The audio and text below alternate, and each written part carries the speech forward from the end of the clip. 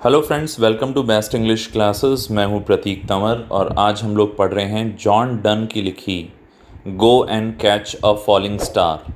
ये एक सॉन्ग है। ये उस समय में इन्होंने युवाओं के लिए लिखा है और उन्हें कुछ एडवाइस दी है। इसमें मीसोजिनिस्टिक बिलीफ है। मीसो मतलब नफ़रत और जिनिस्टिक मतलब महिला, यानी औरतों से नफ़रत दिखती है। ये एक ड्रामेटिक मोनोलॉग है, यानी कि इसमें एक तो कवि बोल रहा है, इसके अलावा एक पर्सन और है जो सिर्फ सुन रहा है पर कुछ बोल नहीं रहा। दोस्तों, ये सॉन्ग जो है इसमें टोटल 3 स्टैंजाज हैं और हर एक में 9 लाइन्स हैं। इसका जो पैटर्न है वो है, जो राइम स्कीम है वो है ABABCCDDD। ये मैंने नीचे डिस्क्रिप्शन बॉक्स में भी लिखा हुआ है।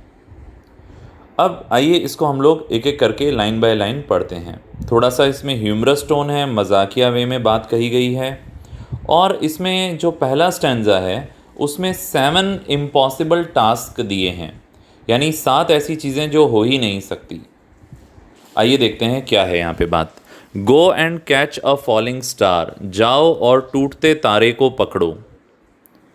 Gate with child a mandrake root, इंसान जैसी दिखने वाली जो एक जड़ होती है जिसको मैंड्रेक रूट बोलते हैं, वो इंसान जैसी दिखती है, बट उससे बच्चा जन्म के दिखाओ। क्या उससे बच्चा पैदा हो सकता है? नहीं। ये अभी तक 2 इम्पॉसिबल टास्क हो गए हैं। पहला, टूटते तारे को पकड़ना, इम्पॉसिबल है। मैंड्रेक की जड़ से बच्चा पैदा करना, इम्पॉसिबल है। तीसरा, tell me where all past years are, बताओ मुझे कि कहाँ हैं बीते सारे साल, जो साल बीत गए वो कहाँ हैं अभी, मुझे ये बता दो।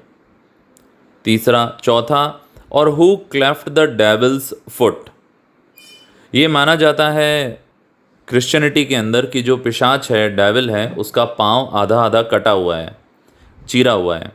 तो या फिर मुझे बता दो किसने चीरा था डेविल का पैर, शैतान का पैर। टीच मी, मुझे सिखा दो, टू हियर मरमेड्स सिंगिंग, कि जो जलपरियाँ गाना गाती हैं, क्या तुमने उनको सुना? मुझे सिखा दो, मुझे बता दो। ऐसा ग्रीक लिटरेचर के अंदर चर्चा है कि सिर्फ ओडिसियस ऐसा था जिसने मरमेड्स को सुना और ज़िंदा रहा, वरना जो भी उनकी सिंगिंग को सुनता है वो मर जाता है, उन्हें मरमेड्स मार देती हैं। नेक्स्ट है, और to keep off envy's stinging, या फिर कैसे दूर रहें ईर्ष्या के डंक से, मुझे ये बता दो।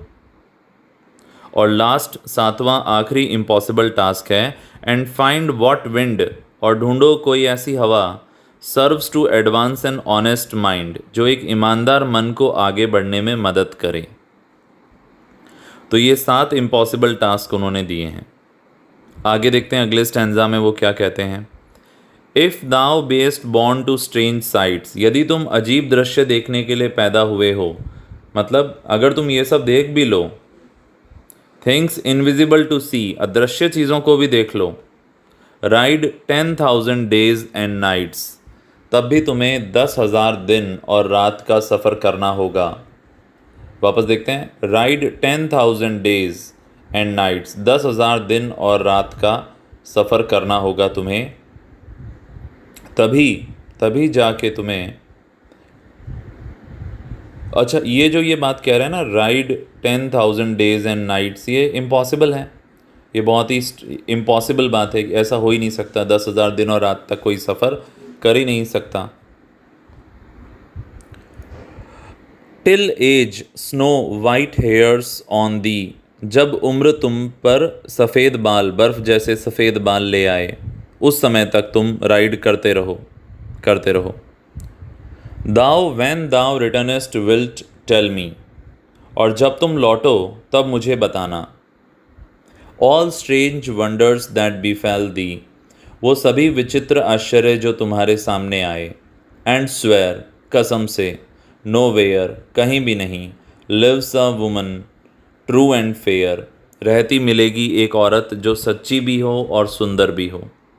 तो हमारे कवि यहाँ पे कह रहे हैं कि ऊपर वाले सारे इम्पॉसिबल टास्क तुम कर लो, तुम 10,000 दिन और रात के सफ़र कर लो, तुम इतना सब देख कर आओगे ना, तो भी कहीं पर भी तुम्हें कोई ऐसी औरत नहीं मिलेगी जो सुंदर भी हो और वफादार भी हो। ये दोनों गुण एक साथ औरतों में नहीं हो सकते, ऐसा कवि का कहना है। ठीक है, अब लास्ट स्टैंजा देखते हैं इसका। इफ़ दाउ फाइंडेस्ट वन, अगर तुम्हें एक मिले, लेट मी नो, मुझे बताना, सच अ पिलग्रिमेज वर स्वीट, ऐसा तीर्थ होगा मधुर। मतलब वो तीर्थ समान होगी ऐसी जगह जहाँ ऐसी महिला मिल जाए। येट डू नॉट, हालांकि होगी नहीं। आई वुड नॉट गो, अगर होगी तो भी मैं नहीं जाऊँगा।